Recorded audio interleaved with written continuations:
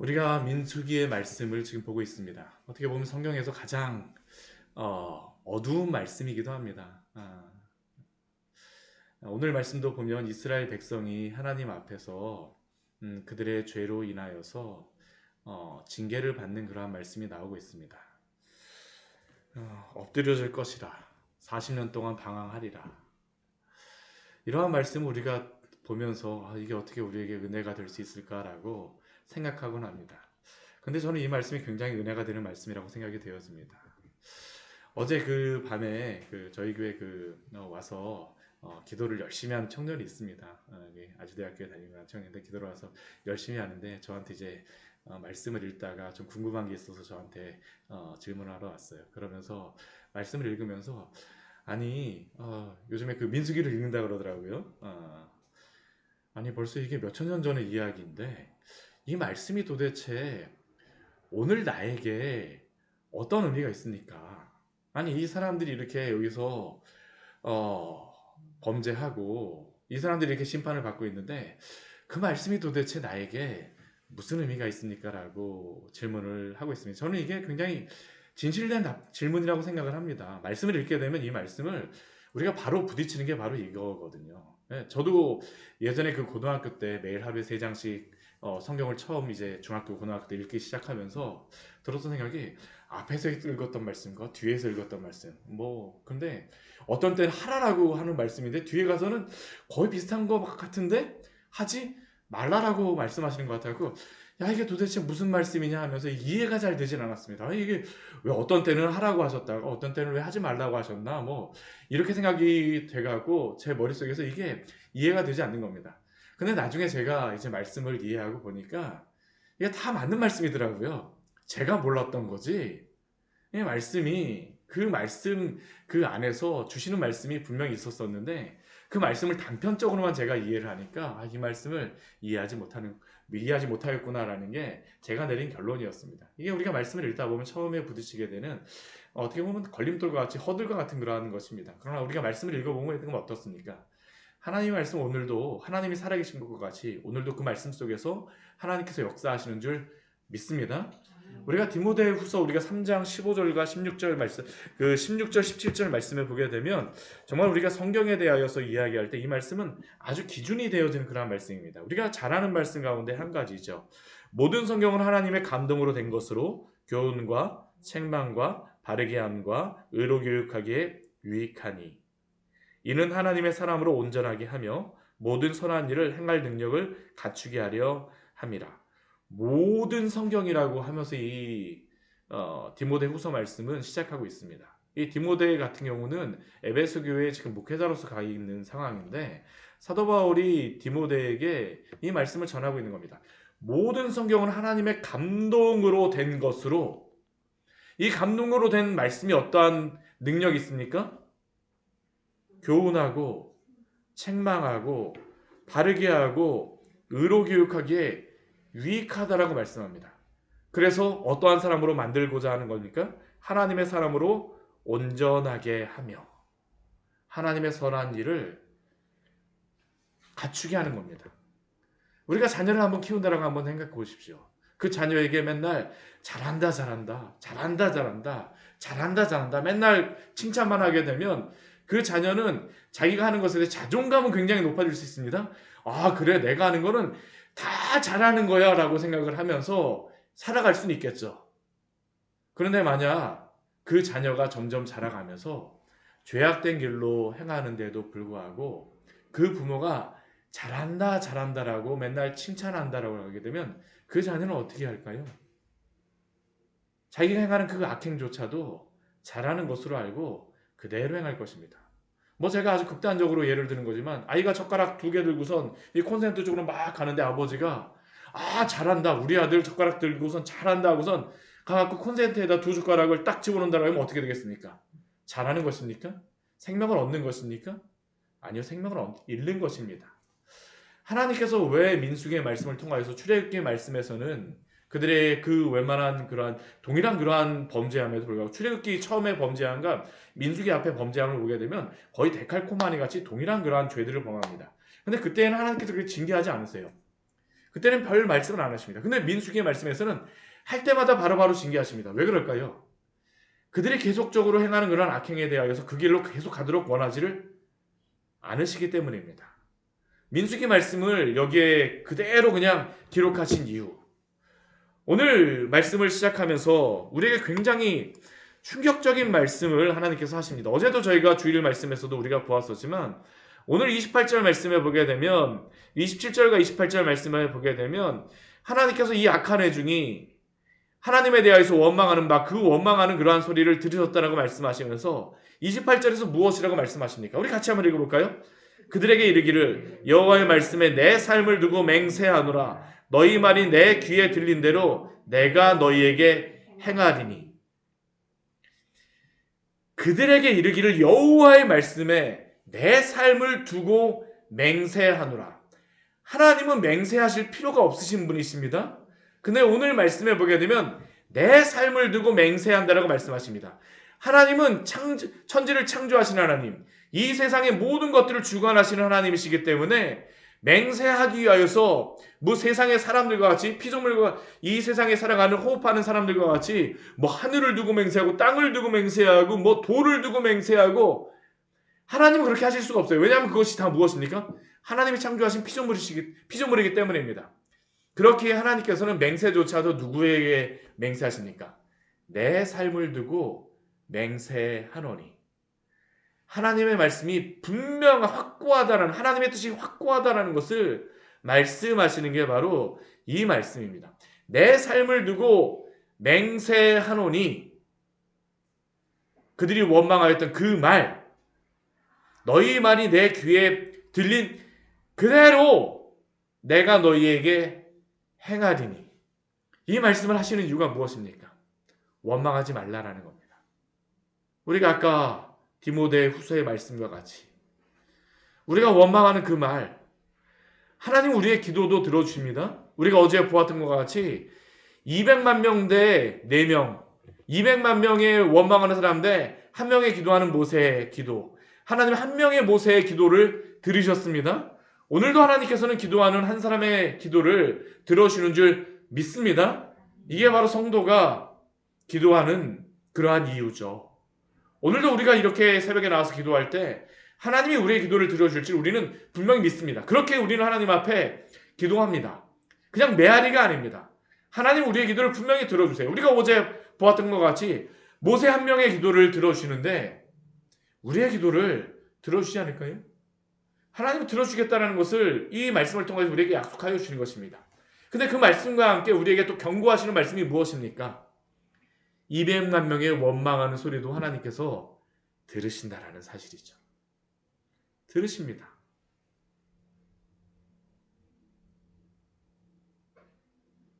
내 삶을 두고 맹세하노라. 너희 말이 내 귀에 들린 대로 내가 너희에게 행하리니. 사랑하는 성도 여러분, 이 말씀을 들으셨다고 하면 원망하거나 불평하지 마십시오. 하나님 우리 인생 가운데 우리 시간, 우리의 또한 입술, 우리에게 준 입술을 가지고 원망하며 불평하는 데 사용하기를 원치 않으십니다. 우리가 디모데후서 아까 말씀해 본 것과 같이 하나님의 말씀이 우리로 하여금 온전케 하기를 원하시지 우리가 원망하며 불평하며 살기를 원치 않으세요. 너희 말이 내 귀에 들린 대로 내가 너희에게 행하리니. 어떠한 분들이 이러한 말씀도 하십니다. 하나님이 이적과 기적을 보여주시게 되면 내가 정말 하나님을 잘 믿을 텐데요. 반대도 있습니다. 하나님이 이적과 기적을 분명히 이 사람들에게 분명히 보여주셨지만 이 사람들에게는 바로 이적과 기적을 보여주신 것과 같이 징계도 분명히 어떻게 하십니까? 바로 행하십니다. 우리가 이 말씀을 거울로도 받아들이는 것을 굉장히 큰 축복으로 알아야 됩니다. 오늘 이 말씀을 통해서 우리에게 분명히 말씀해 주세요. 너희 말이 내 귀에 들린 대로 내가 너에게 행하리니. 그래서 하나님이 행하시는 것이 무엇입니까? 그들이 14장 1절서부터 우리 그 4절까지의 말씀에서 그들이 원망하였던 그러한 원망이 있었죠. 이스라엘 자손이 다 모세와 아론을 원망할 온 회중이 그들에게 이르되 우리가 애굽 땅에서 죽었거나 이 광야에서 죽었으면 좋았을 것을. 하나님이 말씀하신 것이 아닙니다. 누가 먼저 말하였습니까? 그들이 스스로 이야기했습니다. 하나님은 구원하시겠다라고 했는데 하나님은 그들에게 살 집과 땅까지 다 보여주신 겁니다. 우리 그 아파트 혹시 견본주택 한번 가보신 적 있으십니까? 만약 그거를 만약 계약을 하였다라고 생각해서 한번 견본주택을 한번 가보셨다고 생각해 보십시오. 그 견본주택 갔다 오면서 계약하고 나서 야 우리가 몇 년 후에 우리 여기 들어가서 살 거야. 아이들이랑 같이 뭐 갔다 왔다고 해보십시오. 오늘은 당장 뭐 집 이렇게 뭐 원룸에서 이렇게 그냥 뭐 이렇게 지지고 볶고 하면서 한다 할지라도 아이들한테 야 우리 몇 년 후에 여기 들어가서 살 거야 하게 되면 아이들이 어떻게 할까? 아빠 우리 여기 가서 사는 거지? 저희 가 사는 거지? 하면 아이들 어떻게 합니까? 좋아를 합니다. 하나님이 이 정탐할 땅을 보여주신 그러한 이유 중에 하나는 무엇일까요? 너희들이 광야에서 이렇게 고생하였지만 너희 여기 가서 살 거야. 그러면 아이들은 어떻게 하면 됩니까? 와 우리 여기 가서 하면 되겠네. 우선 감사하면 됩니다. 기대하면 됩니다. 근데 이게 도대체 무슨 말입니까? 우리가 애굽 땅에서 죽었거나 이 광야에서 죽었으면 좋았을 것을 어찌하여 여호와가 우리를 그 땅으로 인도하여 칼에 쓰러지게 하려 하는가? 우리 처자가 사로잡히리니 애굽으로 들어가는 것이 낫지 아니하냐? 우리가 한 지휘관을 세우고 애굽으로 돌아가자 하매 하나님이 이러한 원망에 대하여서 오늘 말씀하시는 것입니다. 내가 너희 말이 내 귀에 들린 대로 내가 너희에게 행하리니. 그래서 그들이 말한 그대로 하나님께서 어떻게 보면 원망 성취가 되어지는 것이죠. 소원 성취가 아닙니다. 원망 성취입니다. 어떻게 됩니까? 20세 이상으로서 계수된 자, 곧 나를 원망한 자 전부가 그 중에 예외가 있습니다. 원망하지 않았던 갈렙과 눈의 아들 여호수아 외에는 내가 맹세하여 살게 하리라 한 땅에 결단코 들어가지 못하리라. 너희 시체가 이 광야에 엎드려질 것이라. 그들이 말한 그대로 그냥 이루어지는 겁니다. 또 그 다음 31절 말씀은 어떻습니까? 우리의 처자가 다 사로잡힌다라고 그들이 원망하고 불평하였는데 하나님은 그렇게 하기 위해서 그 땅을 보내신 게 아니죠. 그곳에서 살게 하시겠다라고 그 포도송이 보여주시면서 너희가 이것을 먹을 거야 라고 약속하여 주셨는데 우리의 처자는 그것을 먹는 것이 아니라 감사합니다가 아니라 사로잡힐 것이더라고 원망하였던 그들에게 무엇이라고 말씀하십니까? 너희의 유아들은 내가 인도하여 드리리니 그들은 너희가 싫어하던 땅을 보려니와 너희의 시체는 이 광야에 엎드려질 것이요.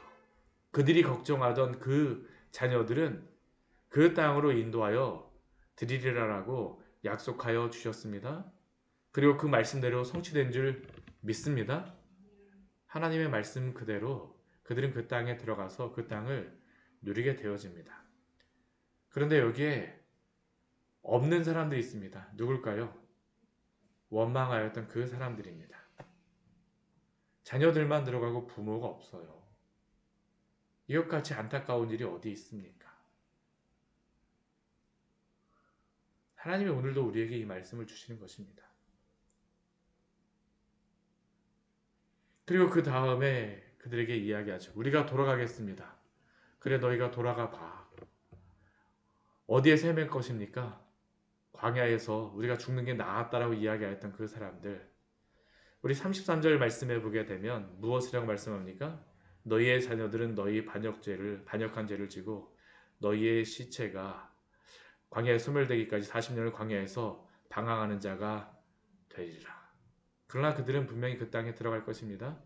근데 그 자녀들이 그 광야에서 40년을 헤매는 이유가 무엇입니까? 그들이 말하였던 그대로 광야에서 죽었으면 좋았을 것을 그들이 말한 그대로 광야에서 그들이 소멸되기까지 40년을 방황하는 자가 되리라라고 말씀하시죠. 왜 40년이냐? 하나님이 그 이유까지도 말씀해 주십니다.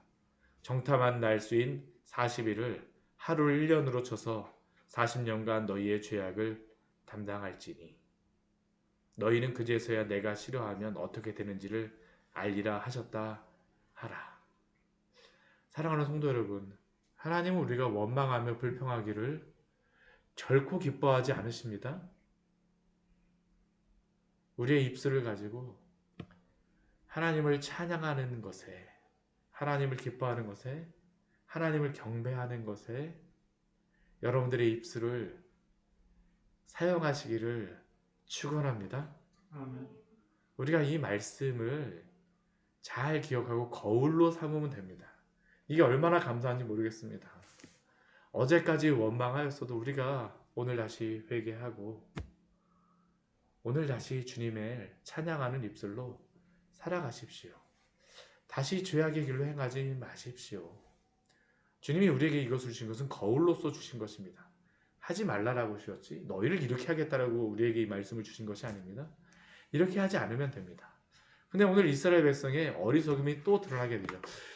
바로 그러고 나서 하나님께서 바로 심판하시는 사람들이 있습니다. 누구냐 하면 10명의 정탐꾼들. 우리 뒤에 보게 되면 37절 말씀 보게 되면 그 땅에 대해서 악평하였던 자들 어떻습니까? 원망하게 한 사람이었었죠. 그렇죠? 가룟 유다와 같은 이 사람들입니다.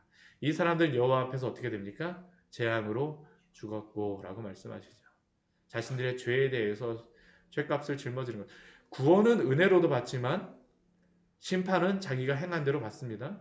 철저하게 구원은 하나 예수 그리스도의 은혜로 받는 것입니다. 그러나 죄에 대한 값, 사망은 무엇으로 받습니까?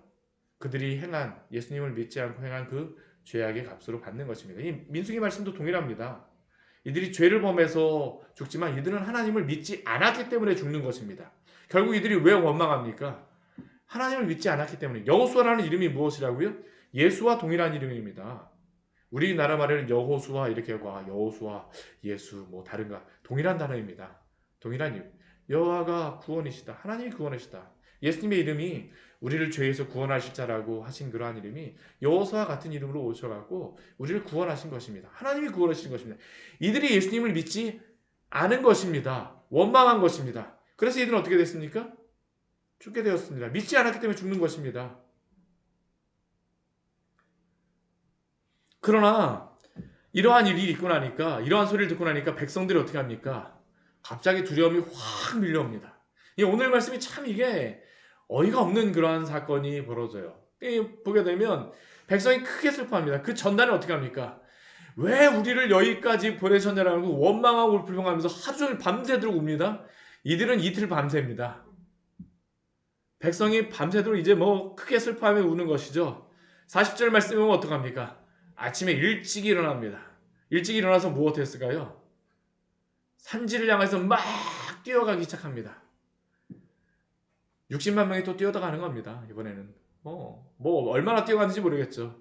그러나 밤새도록 뭐 슬피 울었던 그 사람들이 산 꼭대기에 올라가는 겁니다. 네게부 거쳐갖고 산지로다 지금 막 올라가면 하나님이 그곳으로 올라가라고 말씀하셨는데 이번엔 반대로 산 꼭대기로 막 올라가죠. 그러면서 모세한테 저기 있는 모세한테 보라라고 하면서 외치는 겁니다. 뭐라고 합니까? 보소서! 우리가 여기 있나이다!